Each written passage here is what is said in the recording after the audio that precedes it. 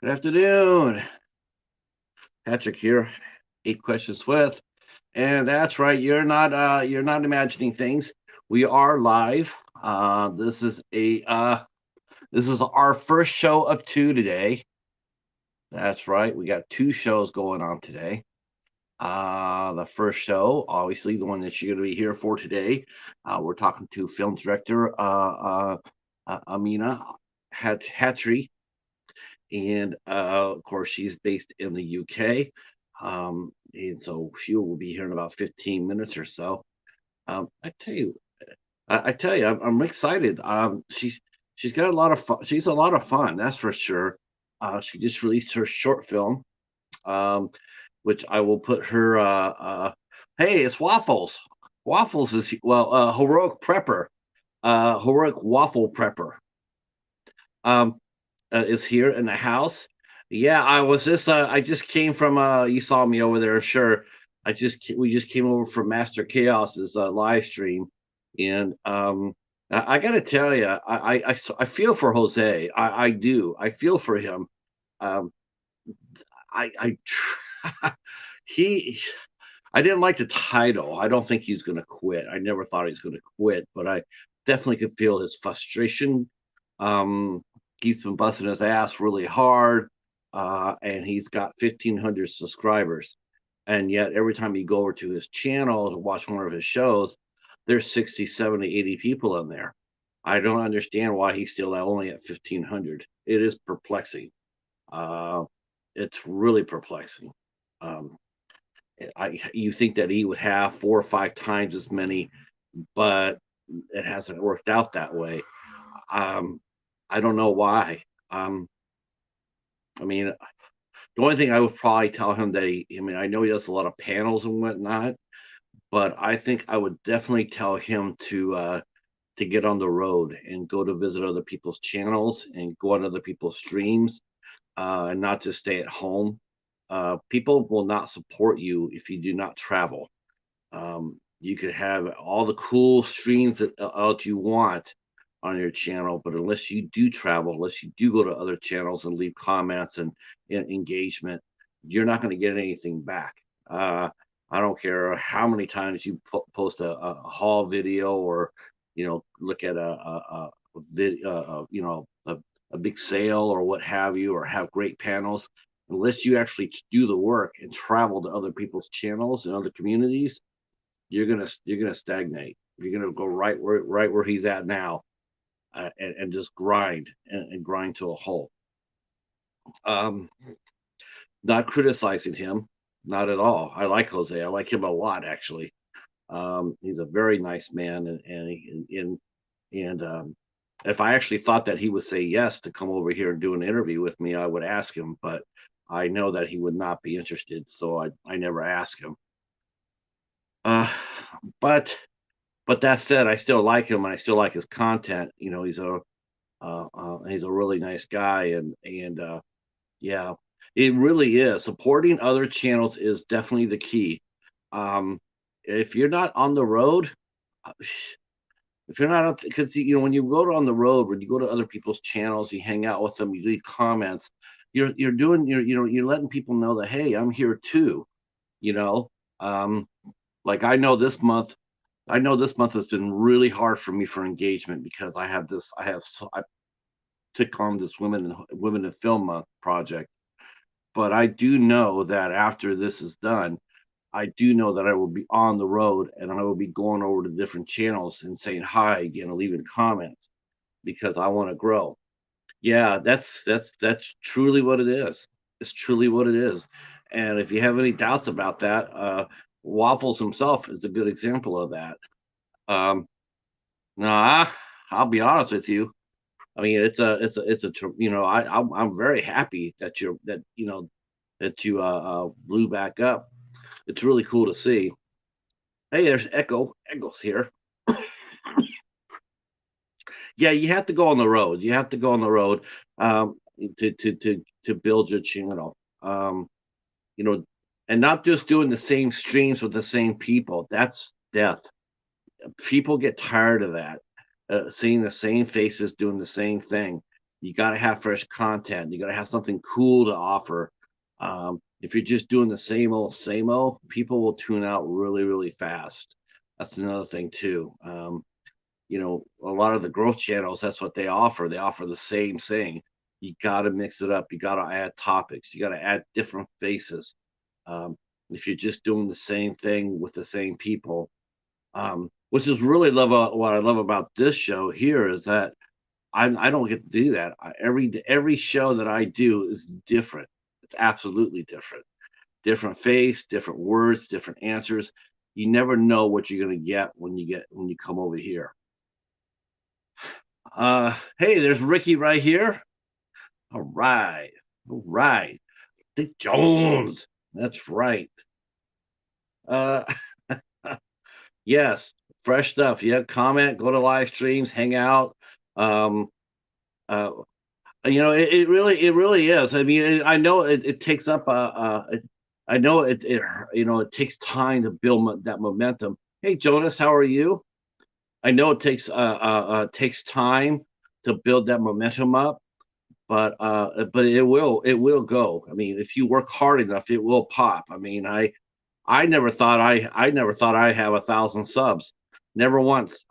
I don't know why, even though I always saw it going up one or two, I never thought I'd get there.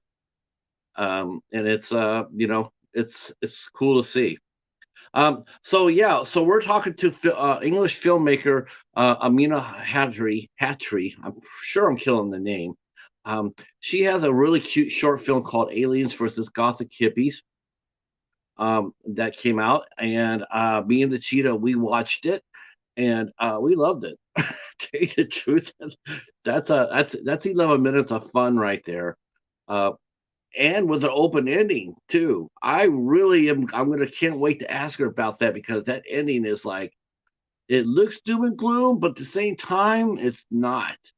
And I'm wondering, like, okay, because it has a really nice combination of noir and science fiction and supernatural. It's cool as hell. A little Lovecraftian in there, little Dagon maybe. Was Tulu.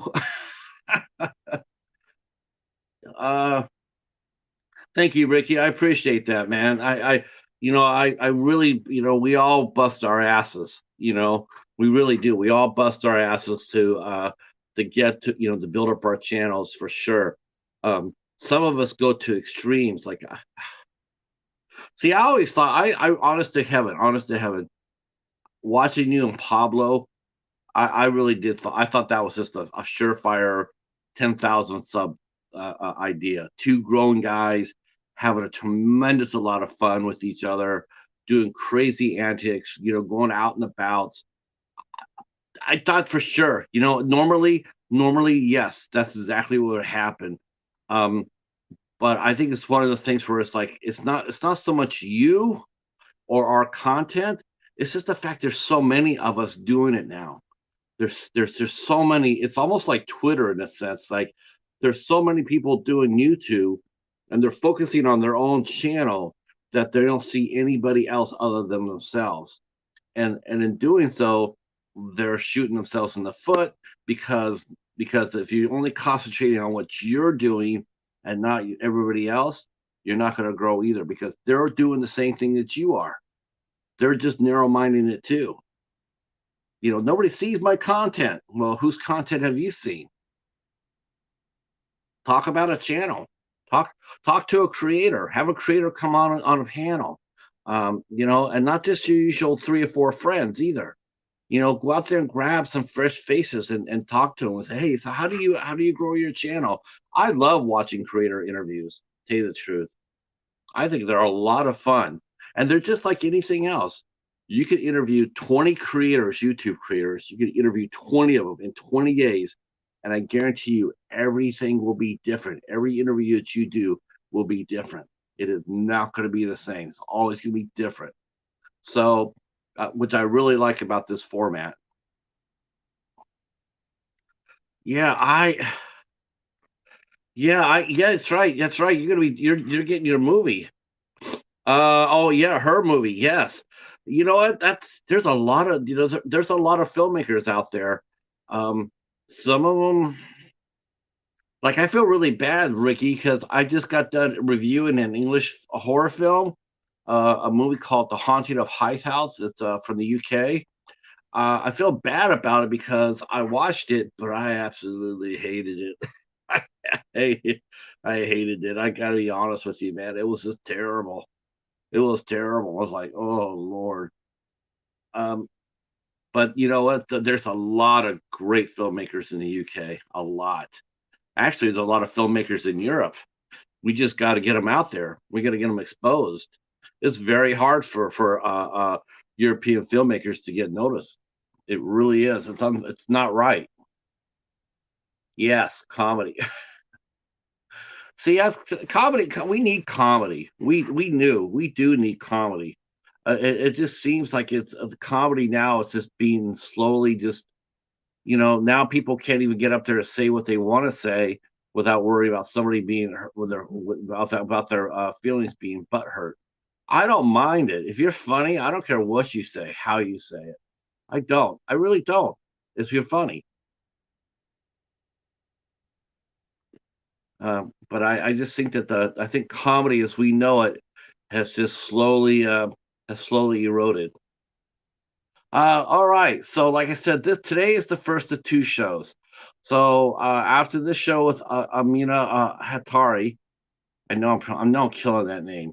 We're going to be back at our regular time tonight at 8 o'clock, and we'll be talking to a special effects artist, uh, uh, Bree Hill. Bree Hill will be here at 8 o'clock.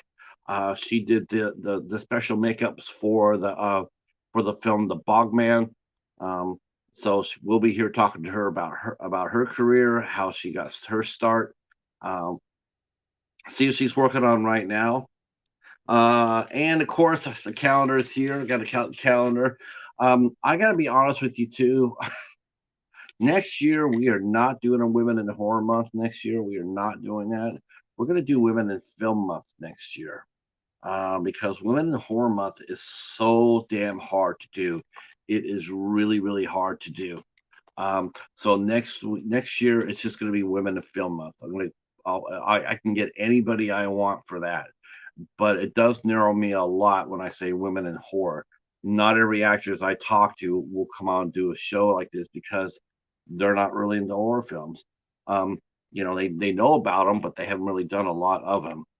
So I will let you know what's going on. Unfortunately, we did lose one of our interviews. We lost our interview with Anika Foster, Annika Foster on Saturday.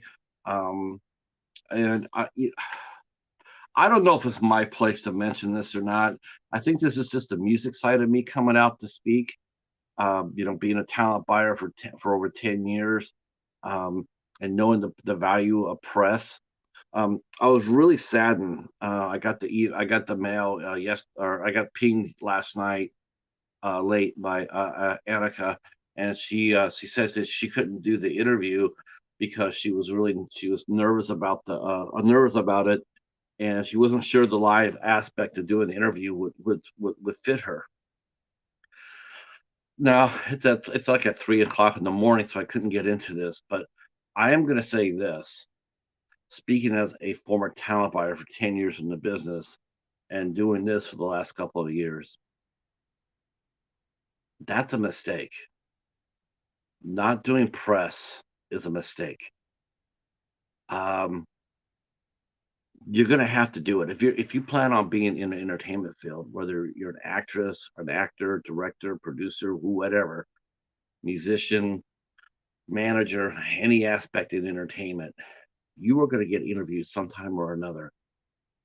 And when you're in front of a camera or behind a mic, you're going to get an interview more than anybody else, and you're going to have to learn to do it. Not doing it is not good. If you can't help promote yourself or the project that you're in, that will come back to you against you. They're going to notice. The people will notice that now, especially now with social media being as far as being as much as it is. You have to be able to promote yourself.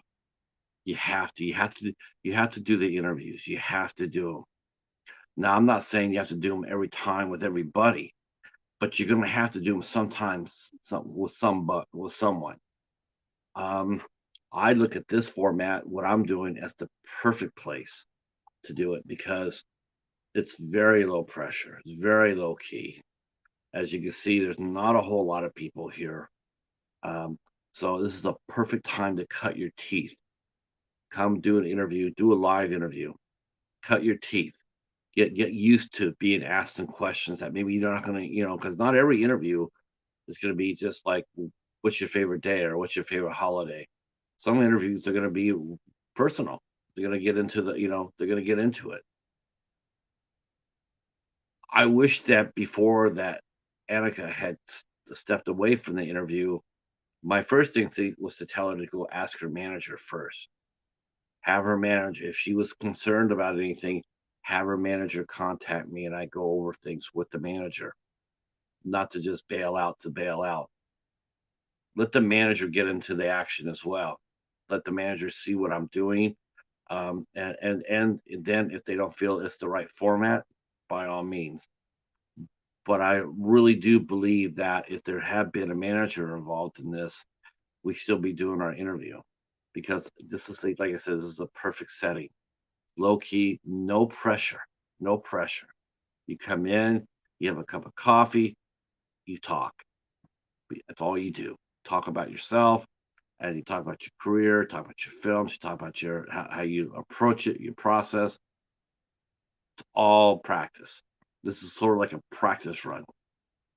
Doing small shows like this, my show here, I see our friend Gareth from Video Tasties is here. You do a show with someone like him, who has a slightly bigger audience, um, and you cut your teeth, and you learn to handle that sort of, like, you're doing a live interview. Oh, you've already done that before.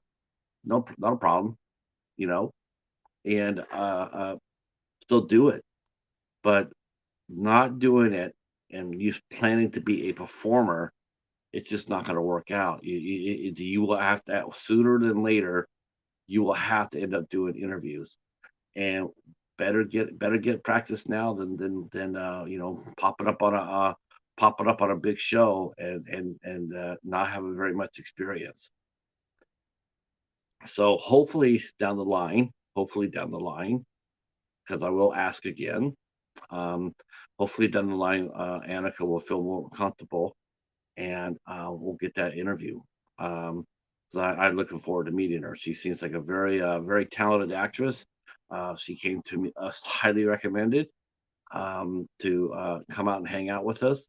So I believe in her ability and her skill set. So yeah, all right.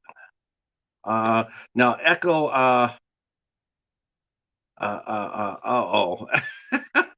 Echo, Gareth and Ricky are in the house. So, needless to say, I was talking about comedy. I wish the hell you guys would do a show together. I really do. I really wish that you two guys would just come out there and do a show together. I don't care if it was just 30 minutes and you guys doing what the same format that you and JT were supposed to do, Gareth. Do the news. I wish you guys would do that. 30 minutes every day, do movie news. You guys would be absolutely a riot. I really do. I think it'd be a lot of fun. Um, all right. Well, let me go see where my guest is at because now she's late. Uh, do do do do do.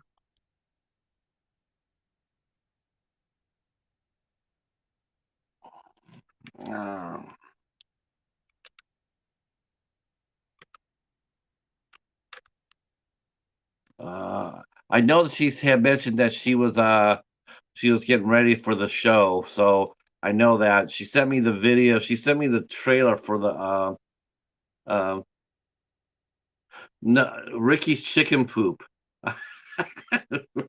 Ricky's chicken poop. Um, uh, yeah. Unfortunately, James, I did not. I mistakenly I deleted that because I didn't think that was going on. I thought it was just had when my service dropped, I thought that everybody had bailed. And so when I came back about 15 minutes later, I just shut it down and deleted it without looking. So unfortunately, I do, um, see, Ricky's not woke enough for my channel. Yeah, Ricky is a little sleepy. I'll give you that. But we're waking him up. Lefties only on tasties. Oh, I'm not really liking that conversation. I'm not really liking that. Not liking that. Come on now. You guys can't. Yeah, you can't be doing that here. No, no, Ricky. I love you, brother, man. I'm just worried. I'm worried. I'm worried. Uh, uh, but I want you guys to do a show together. Man, I'll even release the Jonas cut. There is no Jonas cut. I want to see. I want to see more crazy stuff from Ricky though. Ricky and Pablo. You haven't seen Ricky and Pablo yet, huh? You only have funny people on. Well, that explains why you haven't invited my ass on in your show for a long time, isn't it, Garrett? You invite everybody else, but you won't invite me and the cheetah back. I see why. I see how it is now. That's right. Nope. Everybody else gets to go on Video Tasty show, but nope, not me. I see how it is. Mm-hmm. Yep. Don't think I haven't noticed there, Gareth. Mm-hmm. I beat you one time head to head, and all of a sudden now I'm not allowed to come on Garrett's show anymore. I see how it is. Yeah. What you got? I thought you guys were just I thought you guys were going to be doing some more stuff together. No, that's an excuse, Gareth. I could do a. You know what? I have more movies than just Andy Sedaris. I have more. I could comment on more movies. See, yeah, that's it. I'm just being stereotyped now. Yeah, I'm only good enough to come up when there's a Julie Strain movie on. I see how it works. Um, yeah. So I got Marshall Teague coming too next month. We're going to be interviewing Marshall Teague from Roadhouse. He's going to be here in April. So I feel pretty good about that because it's like Gareth was getting all the '80s stars, and I'm going like, man, I got to interview at least one person from the '80s. So I reached out, and Marshall Teague is going to come out and hang out with us. So I'm pretty happy about that. That'll be a lot of fun.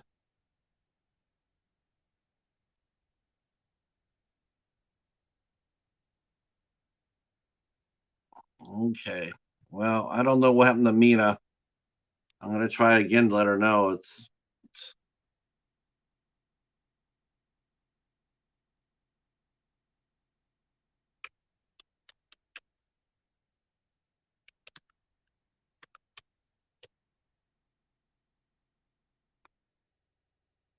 okay.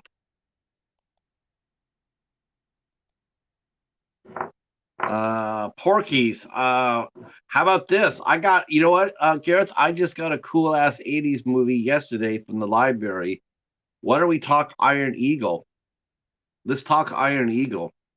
That's the one. If you got that one, let's do that.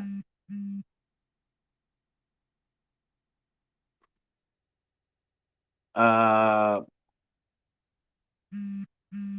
man, we could even do Battle of Britain.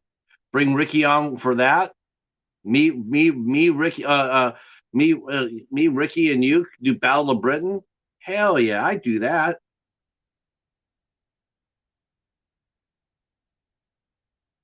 Rumor has it. I'm not telling I'm not telling you where I heard it from, but rumor has it that Ricky has Spitfire models hanging on the ceiling. Let's see.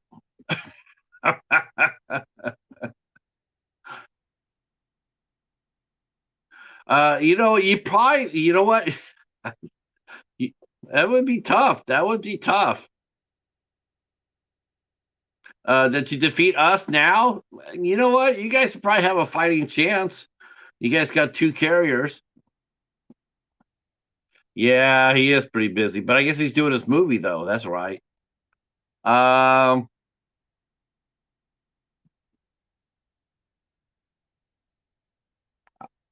I hope.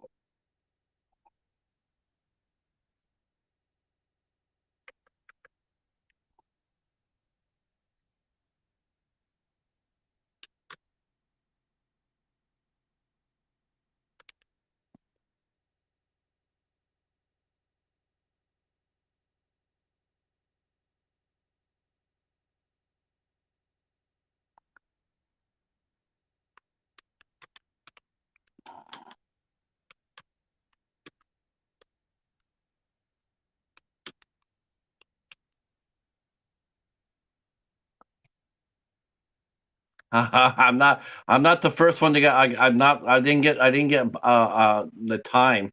Uh, okay. So yes, there is a 5 hour difference between Michigan and Great Britain. There's also a 5 hour difference between Michigan and the Netherlands. So yeah.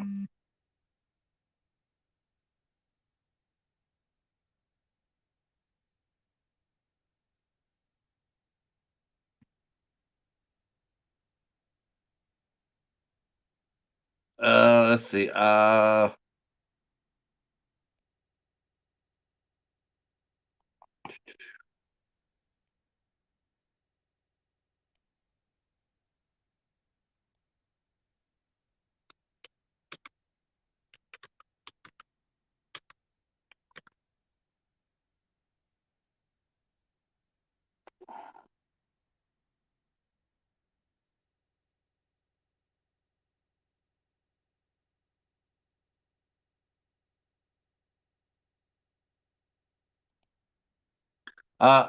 Gareth and Ricky, what time is it over there for you guys? Hi, how are you?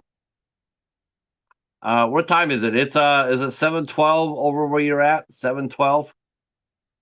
Because I just checked the UK. It's as it's 5 hours, right? So, ooh, it is. Hold on here.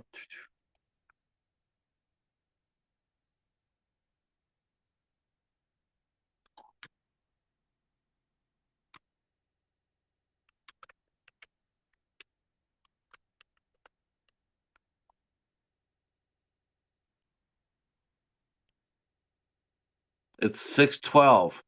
6:12. 4 hours? No, it's 5 hours. Really?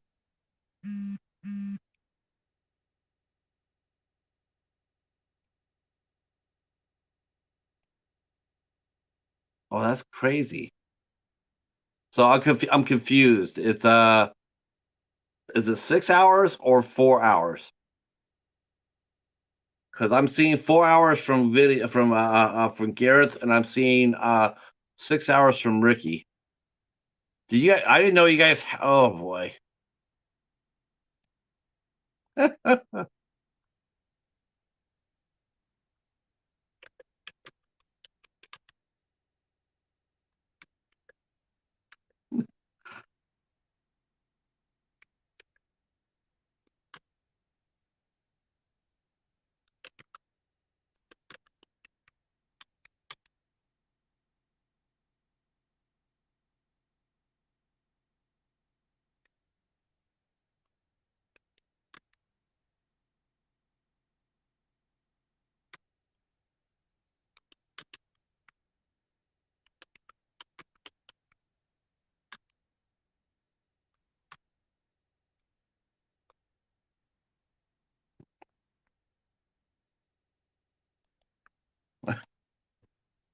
All right. So okay. So what does that mean? I mean, you guys are really confusing. Okay, Ricky's using military time. So 1814 is what? Is that 812 or is that 814?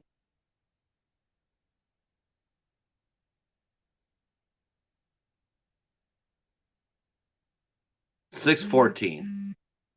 So it's 4 hours. 4 hours.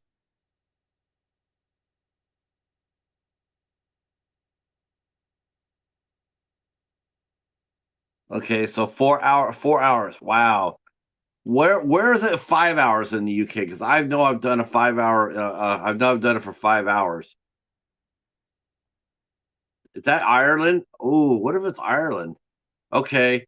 Is Ireland an hour ahead of you? Is Ireland an hour ahead of you guys? Is it 7 o'clock in Ireland at this time? Wow, that's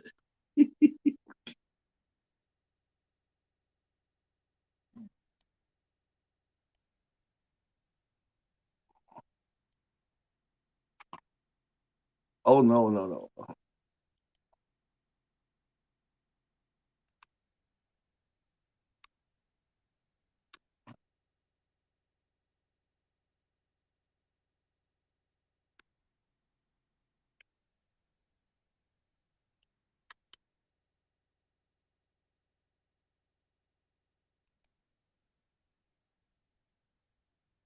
Okay. Oh, is that what it is? Oh, so clocks change an hour next week. So it'll be 5 hours next week. Because you guys are you guys rolling it back, right? So gee, well, that's what happened. Are you is it rolling back or forward, Garrett?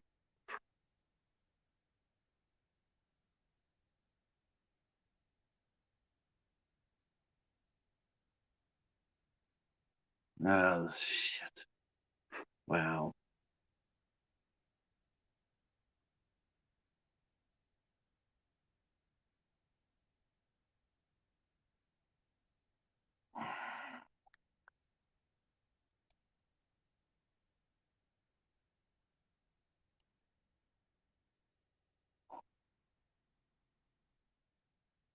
You know what? I think maybe that's where I got it. Maybe that's where it was, Echo. Maybe I didn't take that into consideration. When I booked the date, it's 5 hours. And then when we pushed the clock back, it went back to 4 hours. So then their clock is going to go back to 5 hours next week. So I see what happened. I see what happened. So it is 5 hours, but for a period, it's only a 4 hours difference. Oh, that's weird. That's weird. That's what happened.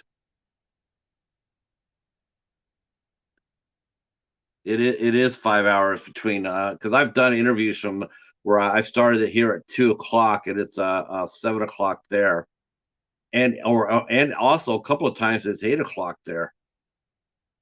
So does is there time difference between the UK and England? I mean, and Ireland.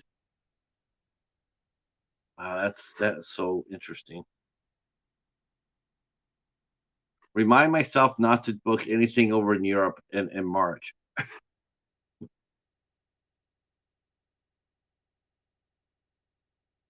This is this is going to be fun. Hello. Greetings, greetings. We think we solved the problem. Oh yeah. Okay, so here when we booked the show, it's a 5 hour time difference. It is 5 hours. But what happened with us that we rolled back our clock, Oh, so we're down to 4 hours. Now you guys are not rolling that out until next week, and then it goes back to five. So I, it is 4 hours. You were right. You were right. I was right. But we didn't take into consideration the time. Yeah, that would do it. So if we hadn't rolled back our clocks, it would be 5 hours. We would have a 5 hours because I've done plenty of interviews in the UK where it's been a 5 hour limit, a 5 hour gap. That's why I always start my interviews in the UK. I always start them at 2 o'clock. mm. for that reason, because it's a 5 hour difference. So I do that because that way 7 o'clock is a nice time for everybody to get home and relax and chilled. So yes, no harm, no foul. We'll just have a little bit of a more of a pre-show than we normally do. And thank you for coming. Do you like to be called Amina or you like to be called Mimi? I'm happy with either or either. No, Mimi's stuck for the past 10 years now. But people, as I get older, people are like, oh, but Amina's better. yeah, Amina's a really pretty name. Oh, thank you. Yeah, Now, how do I say the last name? Hatri. Hatri. Okay. Yeah, Okay. almost like a hat trick, but a Oh, tree. right. A hat trick. I like that. That's a term I think they use in football and hockey, I think. Yeah. And it's always an ongoing joke because there's three of us, three children in the Hatries. So they were like, oh, yeah, your parents scored a hat trick. Now, are you the middle one or the oldest or the I'm youngest? the oldest. Yeah, it's Yeah. better to be it's always better to be the eldest or the youngest. It's always a pain in the ass to be the middle kid. I'm sure my sister would agree with that. Yeah, well, because I'm a middle kid, and yeah, I agree with that. I'm the middle kid. I I'm glad guess, you're here. I'm glad you're here. yeah, And thanks for having me. oh yeah, and I have to sit there and say thank you to James and Mark and Jonas and the rest of the friendly men for Yeah. helping putting this interview together. So thank you, gentlemen. I appreciate it very much. Yeah, Uh, they've been really amazing, actually. yes, has James blown up your phone? Yeah, I mean, I feel like the friendly men have kind of become somewhat of my agents. Yes, I agree. They are. In fact, I have to work really hard on turning that energy back for them. Like, don't be in such a hurry to give out great shows and interviews. Save them for yourself. Believe me, Mhm. you want them. Because I fully suspect we'll be seeing you on their show pretty soon again, right? I hope so. I hope so. I really Yeah. enjoy the friendly men, and I've really enjoyed every show I've been a part of with them. I Yeah, guess I'm the first female friendly man as well. you know what? I think James is a, James and Jonas and Mark. I mean, I think they're like myself in a lot of respects. Is they like spotting talent before it pops. There's something really exciting about that, Mm. and I guess you could, you yourself know about that. Being a film director and a screenwriter, is that when you cast your projects, Mm. you're looking for that one actor to come in there and just dominate Yeah. and take over. I mean, we're all looking for that, like getting the next big thing. Yeah. You yourself is like, here we are doing an interview with you, and after watching Aliens versus Gothic Hippies, now you're sitting there going like, this she has some skills right here. She could be taken off soon. Well, thank you. I hope so. I hope so. And yeah, we really feel like we've stumbled upon something quite that could really blow up. So the same way where you get excited to find new talent before it blows up, it's when you find a project that you feel like actually the world is going to love this. It's even more exciting. Yes, yes. I can imagine that. I can imagine that when you go back and look at your dailies and you're making your editing and whatnot, and you're noticing all your actors, and I'm sure you're very excited for that. Like this, like he really knocks it out of the park, or she looked really good. She looks Mm. really good, and saying this dialogue. I mean, there's a lot of things about that. A lot of people think that directors don't really notice these things. They don't really notice the dialogue or right away. They're so busy Mm. with the shot. But a good director will not only get that shot, but then we'll go back and edit it, and then noticing the performances. Is that how it goes for you? Do you notice the performances more when you're shooting it, or more when you're doing editing or dailies? I would say while shooting it, because when you're there and you see something really, really great, like what for me as a director anyway, it's really, obviously as a director you've got to be here, there and everywhere. You've got to sort of be conscious of the lighting, of the camera crew, of the sound. Like there's so many moving parts that you have to be conscious of. And actually a lot of my actors from the short Alien versus Hippie Goths, a lot of my actors said to me, like, you're the first director I've worked with that actually directed me in the acting, like, because it's so hard as a director to be on top of everything. But I kind of get tunnel vision as soon as the camera's rolling, and as soon as my actors are giving that performance, I'm there on the monitor watching every moment. And we'll be releasing a behind the scenes video edit of the shooting of Alien versus Hippie Goths, and in those little clips of behind the scenes you can really see how focused a director would be on the actual acting. And sometimes you'll see a little smile, or sometimes you see a little thing go off in my head, and you do really focus on that. And then when you do call cut, it's like, okay, this was really great, I noticed this, and this, maybe try this, you know. So yeah, it's, I think I notice it more on set than I do in the edit. And then in the edit there's just tons and tons of footage to go through, and it's more about, sometimes it comes, the shoot actually comes back to you. So you'll see a scene and then you go, actually no, like I remember this scene, and I remember 3 takes down the line they were better, or this was better. So it's kind of, it refreshes your memory in the edit more than actually being there. So yeah. Now, I don't have any preset questions. Yeah, I see you have a cold there. Yeah, sorry about that. It seems like everyone's getting it. It's going around. I think we can blame the 2 guys in the chat for that. We can blame Ricky and Gareth. Ricky is a old AF reviewers. He is also making I guess he's making his first film. And then there's Video Tasties. He's also he does reviews, and he also is an interview channel as well. And they're both based in the UK. Oh, lovely. Well, yeah. hello neighbors. Now, what city do you live in? I live in the city of London. Okay, so you are London based. Okay. Yeah. Is that a good place to be for filmmakers? Yes and no.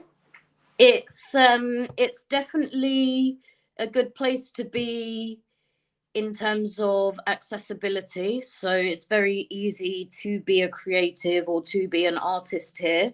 There's definitely a lot of opportunities. However, I'd say the only downside to it is there are so many other filmmakers here. So the competition is cutthroat. And if you are serious about filmmaking, then yeah, it would be a good shout to try and make it over here. But just know it's not going to be easy, and you have to just relentlessly keep going for it. And in saying that, there's a lot of people that that will know this, so they kind of want your time for free, and it's like, well, they're like, well, why should you do this for free? Oh, because we're giving you the opportunity. However, you shouldn't. Yeah, it's difficult, and you do have to do some free stuff, but also it's not right to it. You should be getting paid for your work, whether it's filmmaking or not. But it is difficult. Because I hate that too. Like, I know some student films are like that. They'll come out with student films, and if you're in class at one time, if you're both in university, and you want to shoot a short film for class, I get that free part. I get that, but I'll be in different movie rooms and what have you, casting rooms and whatnot, and I'll see that a lot. I'll see that come on out and do this. We here's what we need. We need a crew. We need acting. We need, this, and can't pay you, but good for credit or good for IMDb page. You know Mm. what I say to a director like that? You shouldn't be shooting. You shouldn't be making a film yet. Mhm. Because Mhm. if you haven't worked how to do a budget yet into your film, you have no business shooting. Because having a budget is part of filming, part of making a Well, film. in saying that, um, nobody on Alien versus Hippie Goths got paid. So we did have a budget. We put about £5,000 into making this short film. Did you pay for their gas? Did you pay for their gas? Did you feed them?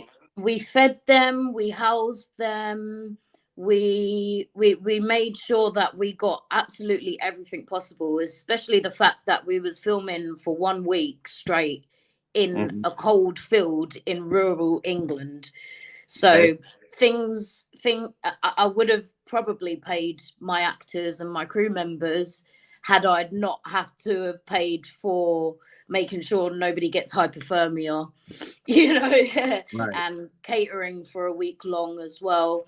And the thing is, yeah, I think you can do things like this, but it's really dependent on the circumstances and why. If you're not getting paid, you should ask why, and you should assess whether how much you want to do the project, because without we had about more than 26 people on set at one point. Hmm. So without all of those people there, this continuation to make it into a feature and make a bigger universe and hopefully go further than that, it wouldn't happen if people hadn't been offering to give their time for free. I think when you house a crew, a cast and crews, when you house them, and when you pay for their gas, and when you feed them, that's payment. They're getting paid something. They're getting, but I'm talking about the ones that are come out there and sit there and say, you get experience and you get an IMDb credit. Mm, You mm, know, that's not right. no, yeah, A director has to, like you said, you you did you did build your budget. You did build your budget with the mind of paying your actors and crew. How many I can't tell you how many where I've seen them not do that. They yeah. haven't. We also have another experienced film director in the house. I want to say hi to Jake Jolly is in the house. He is a filmmaker from Ohio, and he just completed his first feature film as well, um, Clay Zombies, and so that's really interesting. Glad you're here, Jake.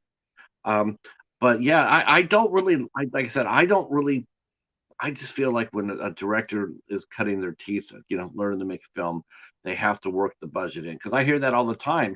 It's the hardest thing about getting a movie made, right? It's raising the Absolutely, money. Raising the money. Like, yeah. did you raise your money through crowdsourcing, or how did you get your $5,000 budget?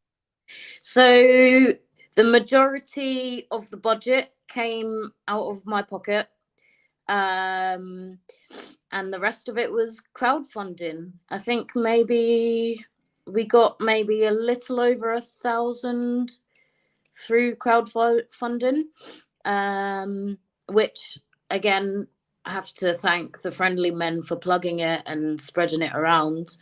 Um, and yeah, the rest of it pretty much came from mine and my cinematographer's pocket. Yeah. Well, Mm, you know what? It's a. I like the idea. I liked it. I thought it was a lot of fun. I thought mm. it was a lot of fun. And I thought it was very imaginative. Um, I thought it was, he did a really nice job in blending genres, with horror and science fiction and noir, which is sort of funny because we just got done watching a movie and reviewing it, with the same combination. That's not an Oh, easy thing to do. It's not an easy thing to do. It mm. really it takes a lot of skill. I really thought that your film Aliens, versus Aliens. I thought you did a really fine job with that, Amina. It Thank was you. funny. It was interesting. I like the costuming. Um, I liked all the energy that you got out of out of your cast. Now, was that your very first project? Is this your very first project that you made yourself? So I've done a few different projects. My first short film I made called Rooftop, and that was very, very, very different. The genre was pretty much London urban lifestyle, and it was about two young people who got locked on top of the roof of their council estate, and they were just getting to know each other for the first time. And then I'd had involvement with some other projects along the way as well. The cinematographer I worked with on Alien versus Hippie Goths, I produced a short film for him as well. Very, again, style wise, very weird, and had lots of horror elements to it as well. Um, and I was also an assistant director for a feature film that I'd done for a friend previously a few years ago. We actually shot the feature film during COVID. That done wonderfully. She's doing really well with that. So yeah, I've done a few projects. I've done a few like running jobs for some TV networks over here. I don't know if you've heard of ITV before. What's it called? RTV?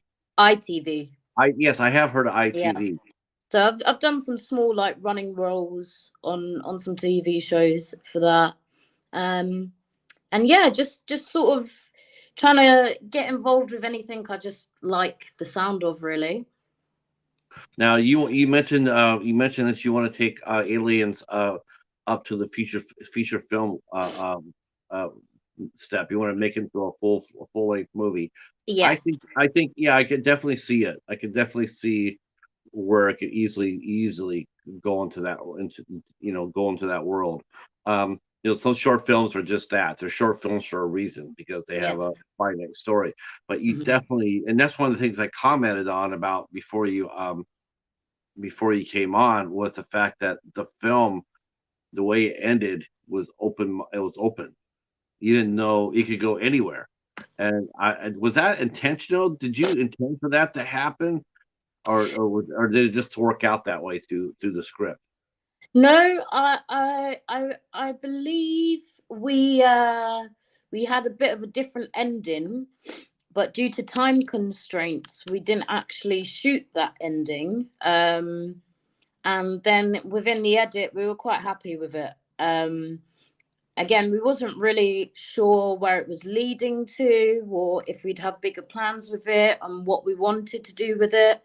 Um, but after making it and after having that little rest away from it, we've started developing a feature idea, starting to get more people on board, and starting to play more with that open endingness, because we have lots and lots of big plans, and we feel like everyone's going to be super excited, but we also want to keep people on their toes and keep people wondering stuff like, is this intended, is it going to go further, or so, I guess you've got Now, to stay tuned to find out.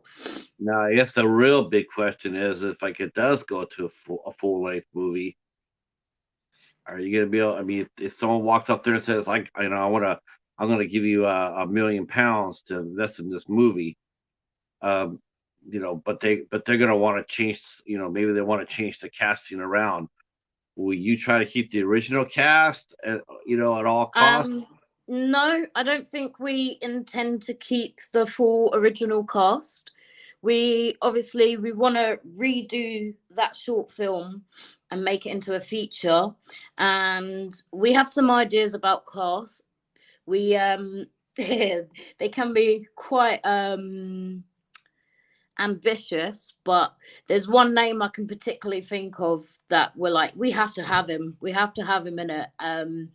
It's just whether we can get the budget to get these people in place. And I feel like if we sell that, maybe then people will be more inclined to Yeah. put in the budget.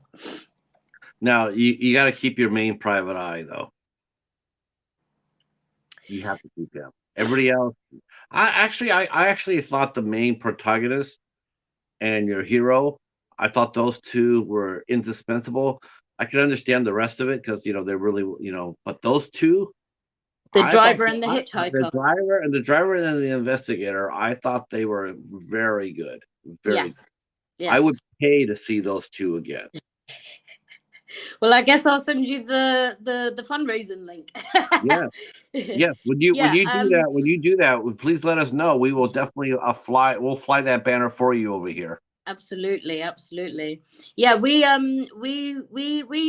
agreed actually. We thought the hitchhiker, the investigator especially, we thought how well that they played it off, and how, because it is so different to the rest of the film, because they are in this noir style and they are telling the story. So obviously a feature of it would be a lot more in there. So having that dynamic and really getting the roles right, I think the hitchhiker for sure, 100%, he was Mhm.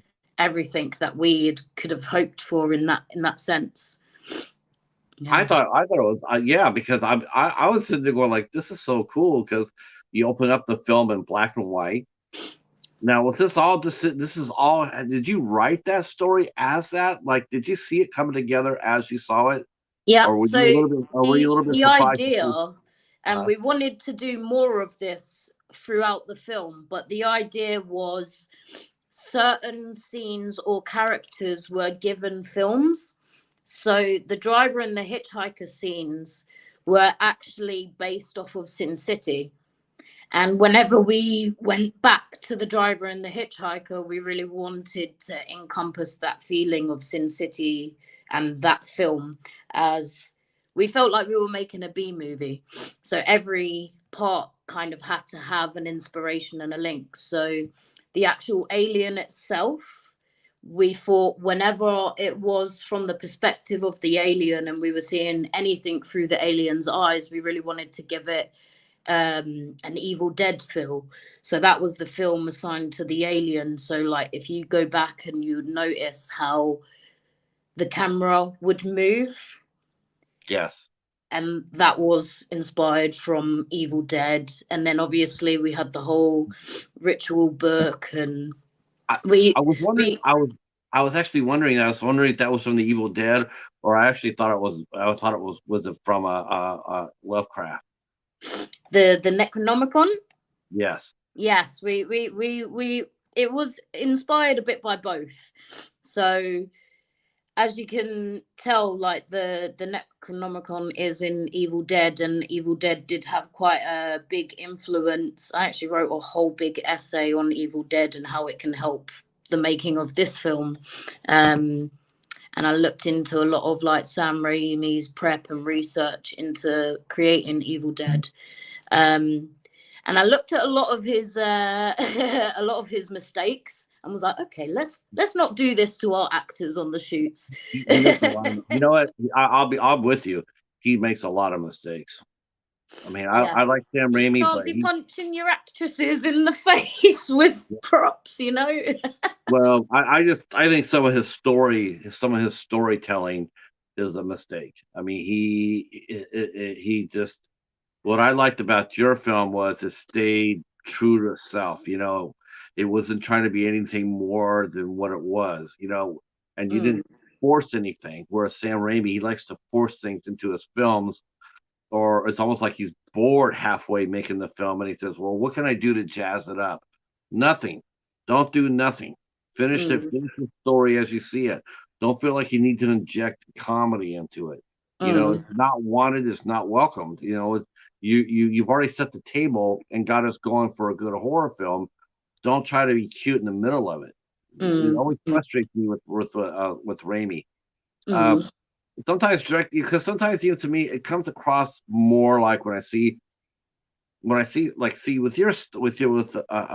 Aliens versus Goth, Hippie Goths. What I liked about it was it never felt improvised. It felt like it was written the way it was written and filmed the way you had written it. It wasn't like, well, what can I do here? What can we do here? Should we try that here? I mean, all perfectly normal for a short film. Like, it's a great time to experiment. but you didn't. You had a story, you knew where you wanted to go with it, and you did so. And I really appreciated that. Mm, And to me, that's what really helped us. That really helped the movie as far as where you could see it going, yeah. because you want to see it going. You're not distracted by, oh, look, they put some comedy into it. They Mm, want to try and get some laughs into it. mm. You got 12 minutes. You don't have time to do that. You got Nope. time to tell your story. Yep. And I appreciated the fact that's what you did. Mm. Um, and I mean, you can definitely tell, without you saying you worked on some other films, it sort of makes sense now. It makes sense why your film came across as so professionally done. Um, Well, I 100% believe it's all in the prep. If you don't know why you're making a film, or if you don't understand the film that you're making, or the point or the intent behind it, or well, this is something actually that everyone on my crew said. They said we loved working with you because you knew what you wanted, and that to me is all in the prep. When I sat down and wrote the script, before I'd actually written the script, there's 3 pages of notes with every single character and their background and why they're doing what they're doing and what the intent is. And, why is the camera shot on an angle, or why are we moving like this or that? There was a point behind everything you see. Nothing was left down to chance, apart from one scene. Actually, one scene was completely improvised, even the lines. And we like to call that scene the naughty Dumbledore scene. So when the sacrifice is being sold to the Hippie Goth farm, right. that scene was all completely improvised. Okay. And it's the only thing that was completely improvised, but everything else that you see in there, like even that scene, even though it was improvised, it had intent. There was a purpose behind it. We knew the point behind it. um and yeah, everything came out really well, and I have to thank my whole team, really.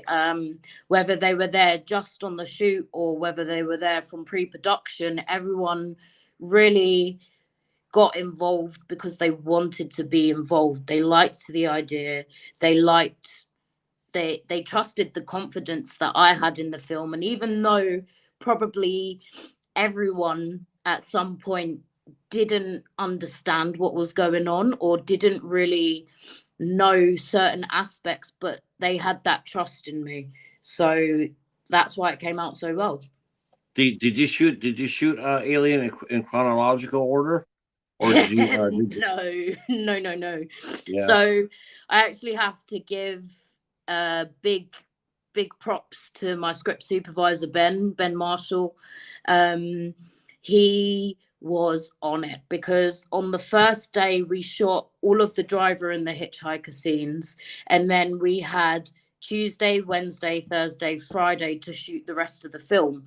However, not all of the actors were available on all of those days. Some of them had to go back to London for a working shift or come and then come back after, or some of them were literally just available for the first 3 days and then had to go. So continuity wise, it was hell.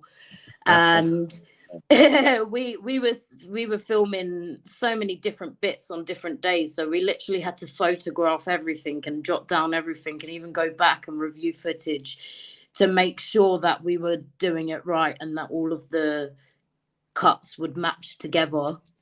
It was very tricky, and it was a challenge, and I feel like everyone really appreciated that, because a lot of people, well, Ben himself, he said to me, after doing that film, I think I can now do any film. How So long? How long did it take for you to film Alien? we done, initially it was going to take us 5 days, so Monday to Friday. Okay. And then once we'd done the full 5 days, we'd actually shot everything we needed apart from all of the bloody SFX bit, all of the proper kills, because obviously we want to leave the blood stuff to the end so it doesn't damage costumes, and then at the beginning of, it just doesn't cut well together. Right. um yeah, you just have a scene where somebody's covered in blood and then you cut back to it and then they're completely clean. So we actually had to stop filming after the 5th day was up on that Friday, and everybody had left on the Saturday. And then with a really reduced cast and crew, I think we had like only a couple of actors, and they stood in and played other roles, and we had to go back to the location for one night only and film all of the blood and gore.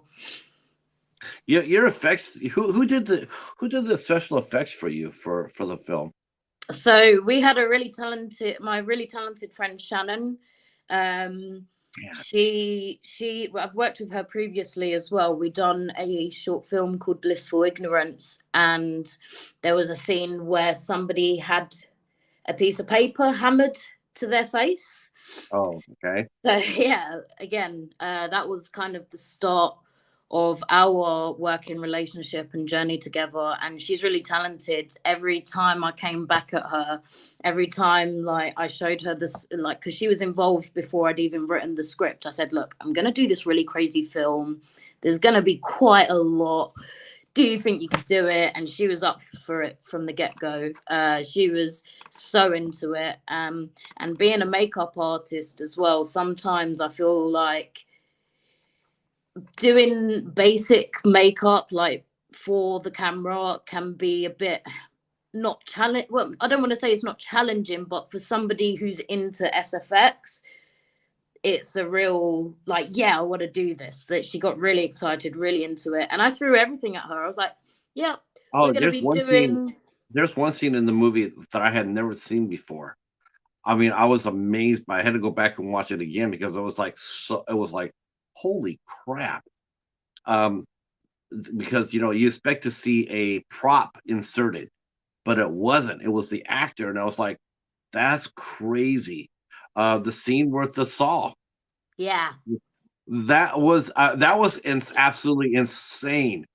Because, like I said, you watch that and you're expecting it to be a prop. Like it's okay. You can tell, but no, there was a real actor in there, a real stunt person. Yeah. So that Yeah. had a lot of planning, and gosh, I had to write a lot on my risk assessment for that one.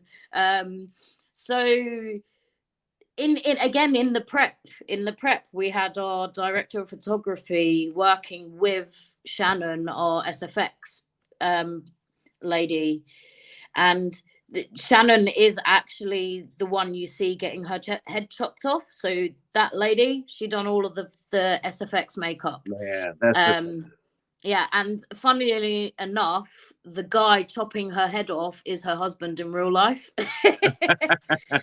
So, but yeah, that was really, really a breath of fresh air to realize we could do stuff like that. And it was all within the cutting to make it seem kind of like Hitchcock's effect.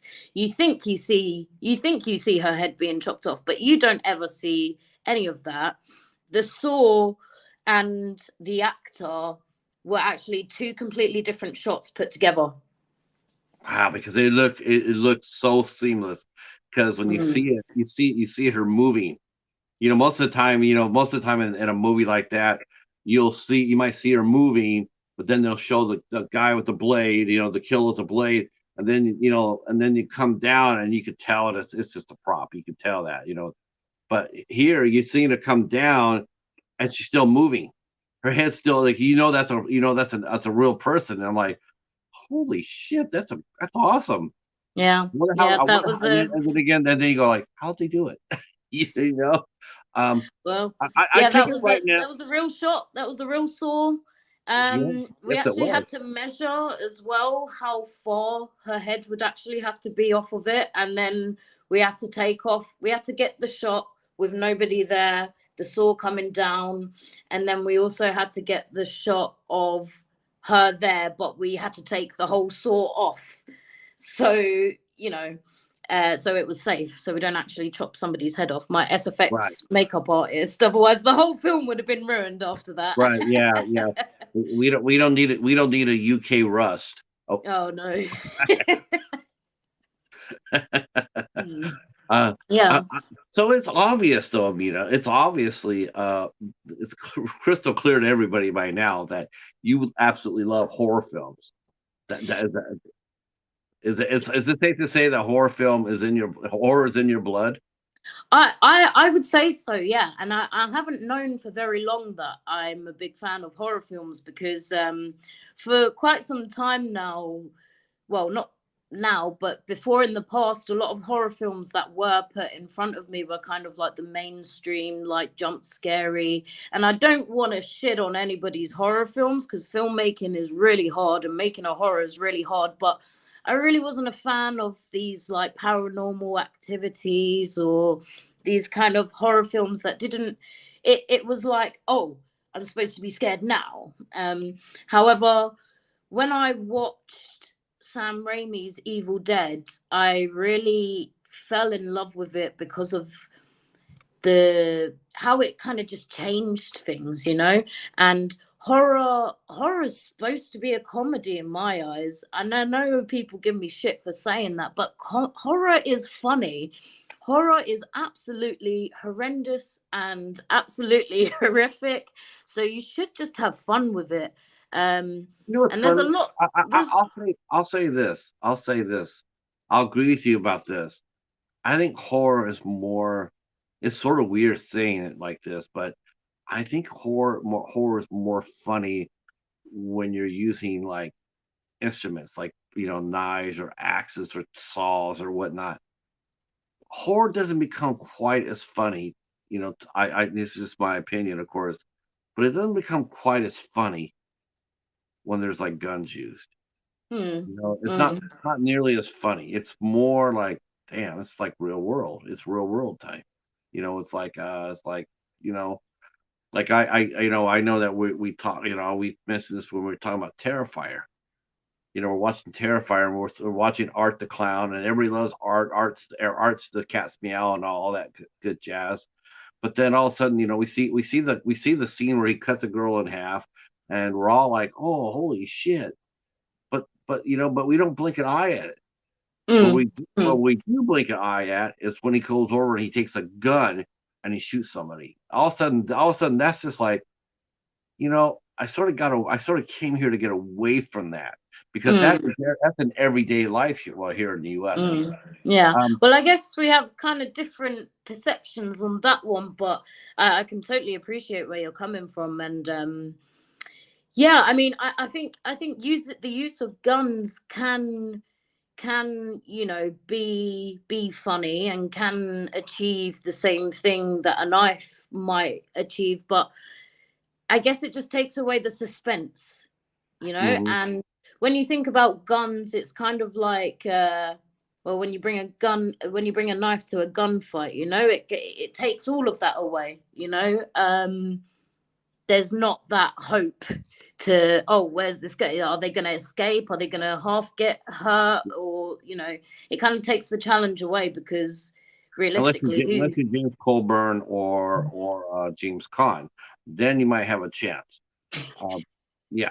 But Mm, yeah, that's what that's yeah, I agree. There's something. I mean, because just some aspects of the scenario, it is sort of humorous. The settings is, you look at the back of you see the backyard of where all the cultists are at, and they're all running around, they're all made up and everything else. It is a little bit it's humorous. It's like, wow, they're mm, all they're all glammed up. They're all looking, and then seeing watching what happens to them when they start dying, and you see them start running around like chicken with their head cut off. It is a little bit humorous, because because you're sitting there going like, I wouldn't do that, but yet there they are, they're doing it, and they're doing it for you. They're doing it for our entertainment. Um, what was this? Was this your first horror film that you worked on? That this is, as far so as I had produced a slightly psychological horror before, the year before, um, and this was the first time I'd really entertained horror. So that you could say the short horror I produced the year before kind of had a bit of a inspiration to getting me onto the track of horror. Um, and I guess a lot of my friends around me are really into horror. It's a really recently with me and my lot of my group of friends, we kind of like to grab a drink and watch the worst horrors made. You know, the really old school classics that are just Okay. notorious for being bad. You know, we'd try All and right. find the shittiest horror film to sit there and laugh and yeah. What's So that's what's the shittiest one that you've seen so far? I can contribute a couple of them. well, I'm sure my soundy Chris, he is definitely up for suggestions. I can't remember what it's called, but it was a weird fish guy. I can't remember what it's called, but it was really, really weird, and it was just this weird. Was it Zap something? It's gonna annoy me now. There's a couple of movies I can think of that. Okay, let me ask you if you know this film director or filmmaker. Do you know who Louisa Warren is? I don't think I've heard. No. Okay. Well, two of the movies I could recommend as far as joining that party that you sit down and watch and be entertained by. One is called The Haunting of Hythe House. That was by a guy named Stephen Smith. And the other one is called The Barge People. The Barge People. Oh. Yes. Yes. Yeah, my friend just messaged me and reminded me the name. It was Zat. Zat. Okay. Yeah. I'll have to look into that.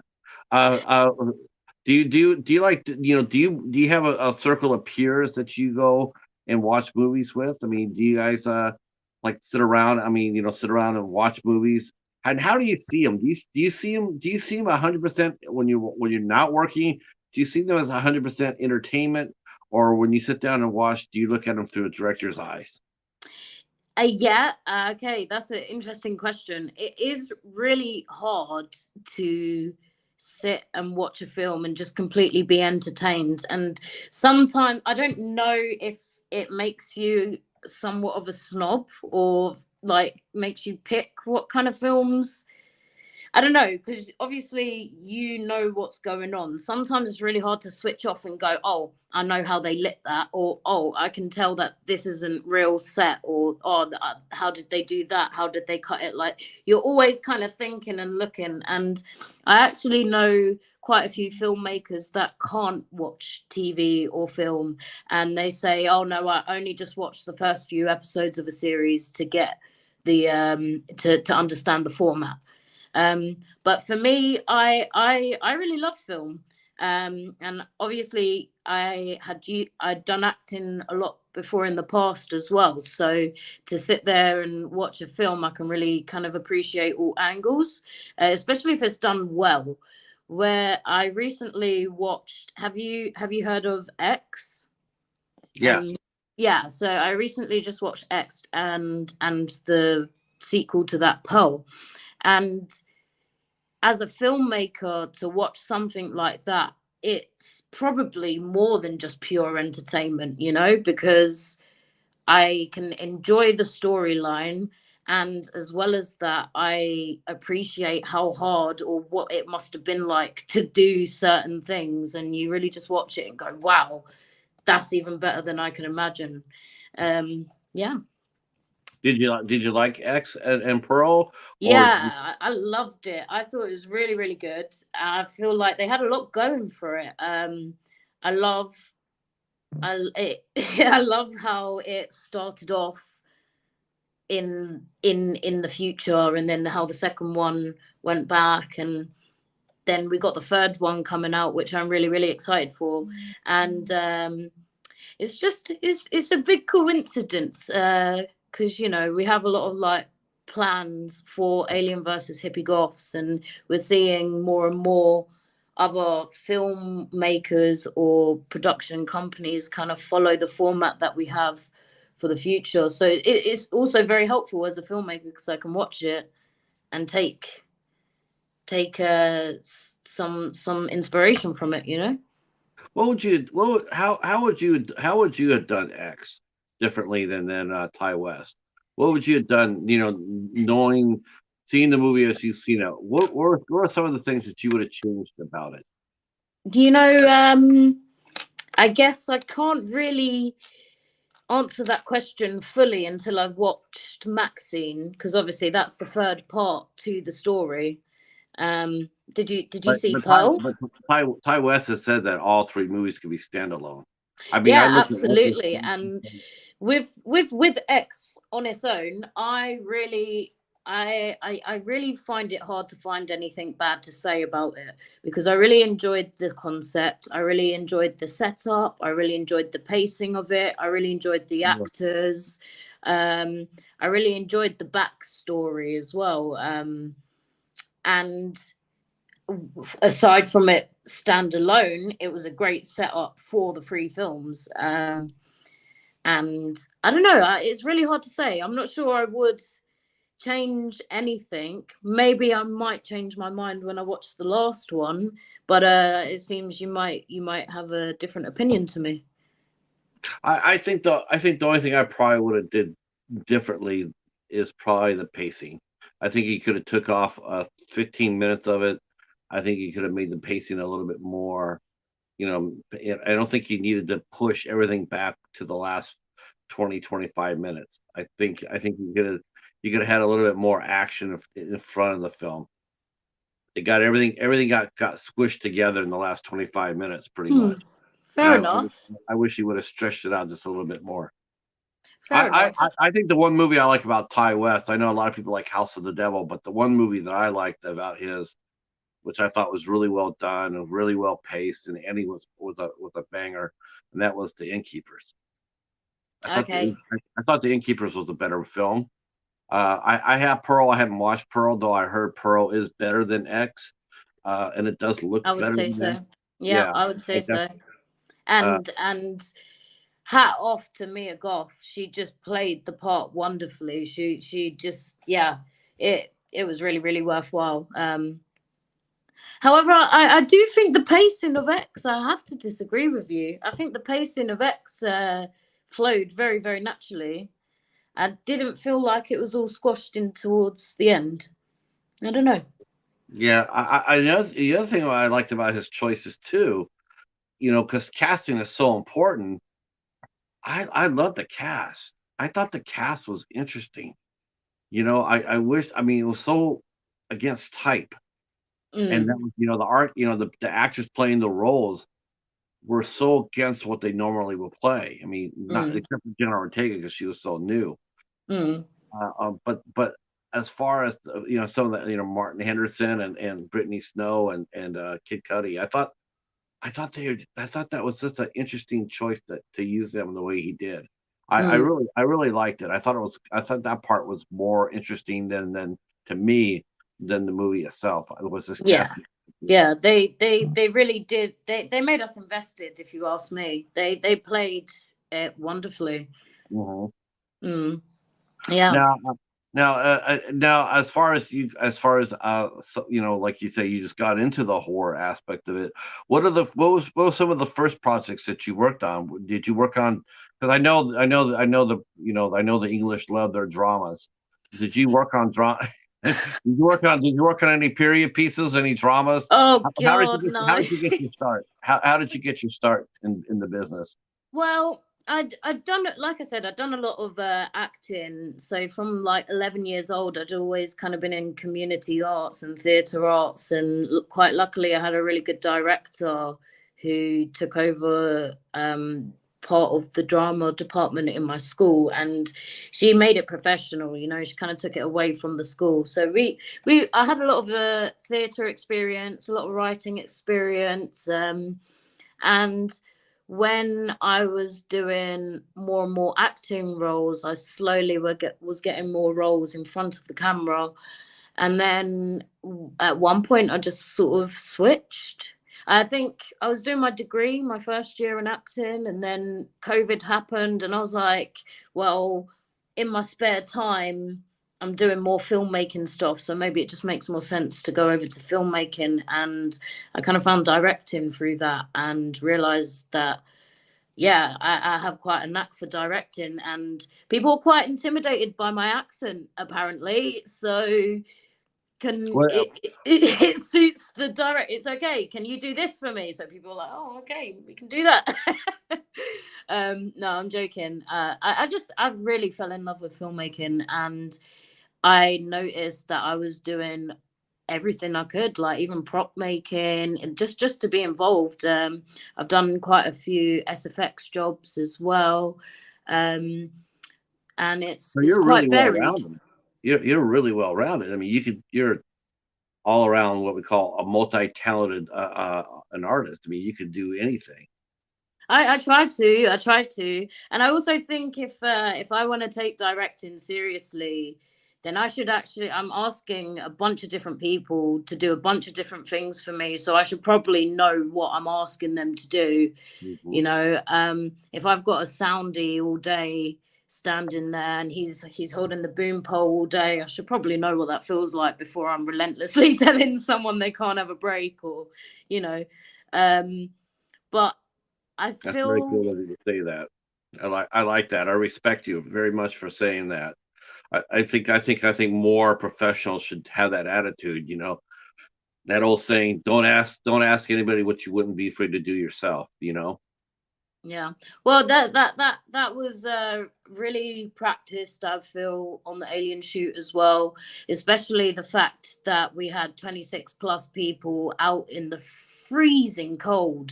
It was the last week of February last year, and we was freezing. The floor was ice. You see in the hitchhiker and the driver scenes, there's a lot of cold. That is real cold breath. Yeah, Um and it was great to have that many people willing to put themselves through these living conditions to make this film. They saw the vision and they ran with it, and it was really, really great.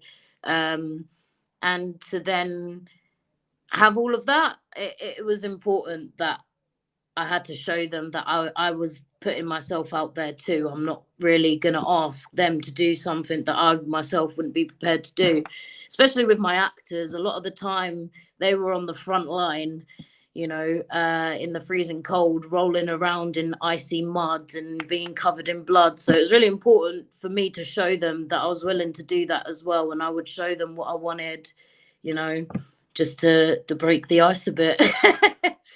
literally, Yeah. both figuratively and literally. Yeah. Um, Um, so as far as that goes, I mean, I mean, actors, I guess you're only strong as your director. Director is the leader.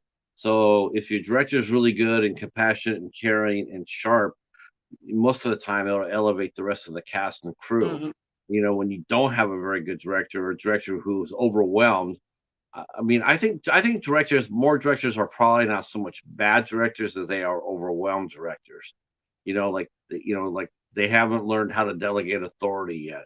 mhm, Especially when they're brand new, they feel like they have to do everything all at once, and it's like, no, it's okay to turn around and pass off a second unit. You have the second unit do a shot. You don't need to be there to do that. mm, Or mm, or or your assistant, your second director can handle maybe doing a scene indoors while you check some dailies. You don't mm, always have to be dead on everywhere mm, all the time. mm. What's that saying? The more sand you try to grab, the more you lose in your hand. Yeah, yeah. Mhm. Peter Cushing said that, I believe. And to be honest as well, for that to really truly work, you need a strong team. And in all honesty, it's why a lot of the practical stuff there on set did work, was because we was able to say, okay, can you direct this second unit while we get on with this? And we were able to just say, can you get on with this? And then that person was off doing that. I mean, it was a big bonus, and it was kind of a big help that everybody was stuck in the middle of rural Kent, in England, so they had no choice but to just be there and do things. But it was all fun and part of the process. And I think everybody, as much as it was harsh and cold, I believe everybody really did enjoy themselves. Is that hard for? I mean, over here we have festivals and whatnot. is that hard for independent English filmmakers now to get their short films or get their or films in general? Is this still really difficult to get them inside theaters?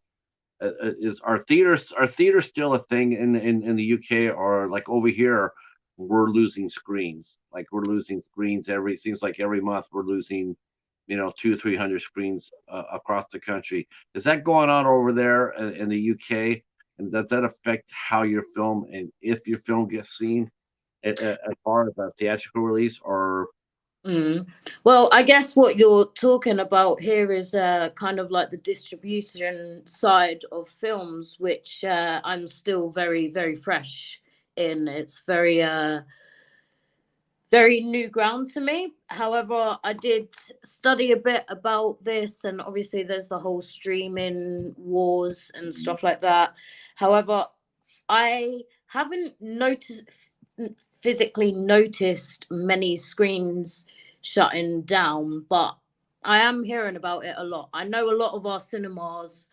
Oh yeah, we don't call them theaters over here. We call them cinemas. I know a lot of them have been made redundant. Like some of the big companies are going through bankruptcy and stuff like that, and a lot of people have been made redundant through this kind of stuff. A lot of I worked in a cinema for a little while as well, and it was just empty all of the time. It was so heartbreaking. And generally, the big companies don't really screen your films to the public. It's quite hard to get a screening. A lot of the time when you screen, that this is from my experience anyway. I'm not really qualified in the whole distribution side of it. This is just from little experience that I have had in this area. But from my experience, if there has been a screening of an independent film that we've made, 9 times out of 10, you've then got to go and pay the theatre for a slotted amount of time.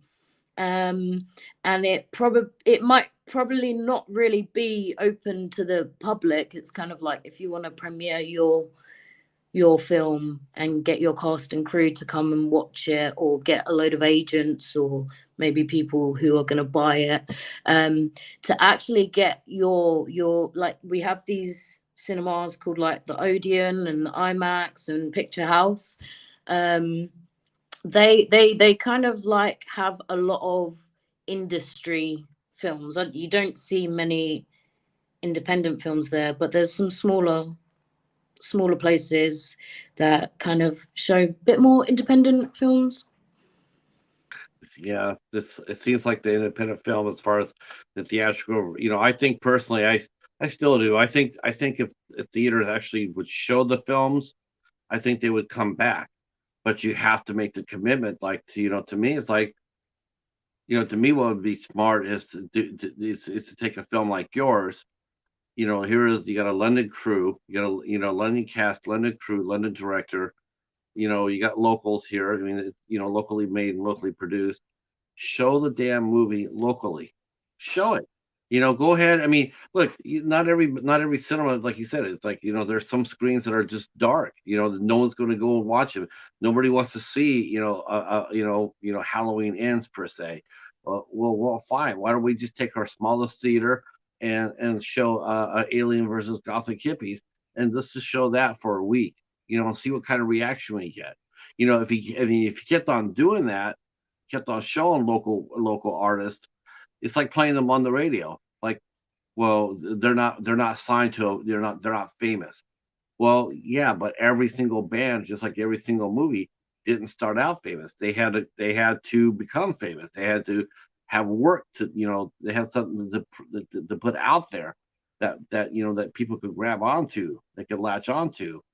And I think that, if I just wish that I wish local cinemas would show local filmmakers movies. I think it would help bring back the theater experience. Yep. Yeah. Well, it seems like quite a niche thing, and you can find it, but it's hard. You got to really find a community, or there are some random pop up things here and there, but what you're proposing, that would be, truly great. Yeah, I just don't feel like streaming is, people say streaming all the time, but the thing about it is, so it's like, at least with theaters and physical media goes, at least you giving a filmmaker a chance to make back their money. That's the thing. And now it's to the point where it's all going to streaming. But the fact of the matter is, the more it goes to streaming, the less independent film we're going to see, because it's not going to be financially viable. It's not going to be. It's like you're not going to make your money back as you would if you had a theatrical release and or home release. If you just throw it up on streaming, you're not going to make the money back. There's just no. Well, I have high hopes, and I believe that we can, once we make Alien versus Hippie Goths into a feature film, I really do believe we can release that one in the theaters.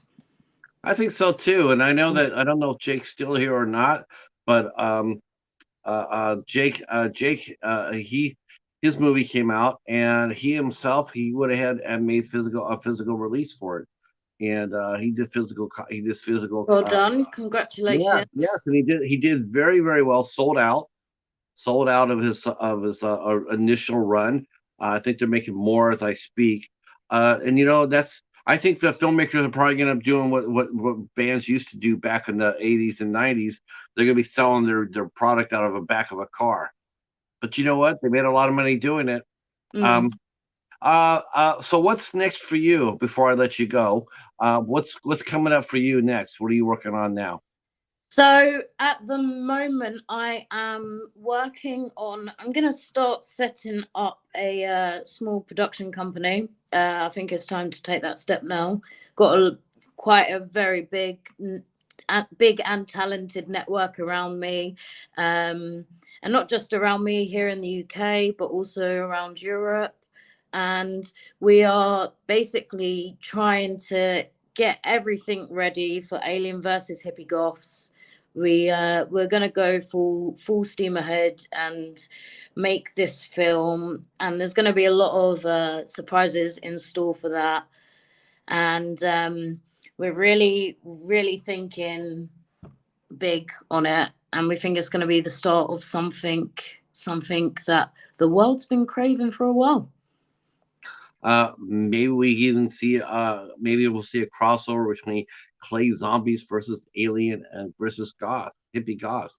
That could be happening. Maybe I wonder if there will be some crossovers like that in the future. That would be really interesting if two filmmakers could come and bring their movies together and make a combination. I'm not going to say too much yet, but you will see. We've got big plans. I want to thank you for coming out and hanging out with us. Sorry about the time difference. Now we figured that out. That was weird. It's like, I know that I'm not crazy, that I know it was a 5-hour difference, but that I didn't figure the clock changing, and that threw me off. I will do better next time. Thank you for coming on and hanging out with us. Thank you for having me. I'd like to thank again. I'd like to thank the Friendly Men, Jonas, James, and Mark and company for arranging this with us. This has been awesome. I want to thank the chat for coming out and hanging out with us. Ricky and Gareth and the Beth Files walked in. Hal West is here. Who else is here? Kevin Chaos from Haunted by Horror. You should send him a copy of your short film. I will have to do that. You have to send it to him, and he does. Yes, he's an awesome reviewer. One of the best reviewers I've ever seen. I think he would review your short film. Oh yeah. Yep, I would. I'll pass on the link on to him. I got the link. I'll pass it on to him. See if he'll review it. I'm sure he will. Yeah, that'd be awesome. Thank you guys so much for coming out. We will be back at 8:00 tonight. Our regular our slot. We will be talking to special effects SFX makeup artist Bree Hill will be with us tonight. She has just come off her first film called The Bog Man, where she did all the effects. So she will come out here and talk to us about that. And tomorrow night, I gotta let you know, tomorrow night we will be having novelist Jessica P. Tuck will be here with us, and talking about world builders. She is building a world through her writing. She'll be here talking about that. And then on the 17th, we have the cosplayer extraordinaire Vale will be here. Uh, uh, you ever gone to a convention to see cosplayers? I haven't actually. It seems wild because I'm in London and they always have cosplayers and everywhere, not just at conventions, but yeah. It used to be when it was the very first time I mentioned this before. It's like the first time I ever went, I went to a convention. I saw cosplayers. I sort of thought they sort of looked like Halloween, Halloween costumes. But then all of a sudden, then you notice how they got more and more intricate, and then like now it's like absolutely insane. And Yeah. it's so gorgeous, and they become actors too because they're Hmm. acting the part. They're not just dressing up and yeah. So we're gonna be talking to one of the best I've seen, and she'll be here on Friday and at 8 o'clock. All right, guys, that will wrap it up for this edition. We will see you tonight at 8 o'clock. Uh, Amina, stay right where you're at for a second. Everybody else, we're going to say goodnight to you. We'll see you at 8. Talk to you soon. Peace. Bye.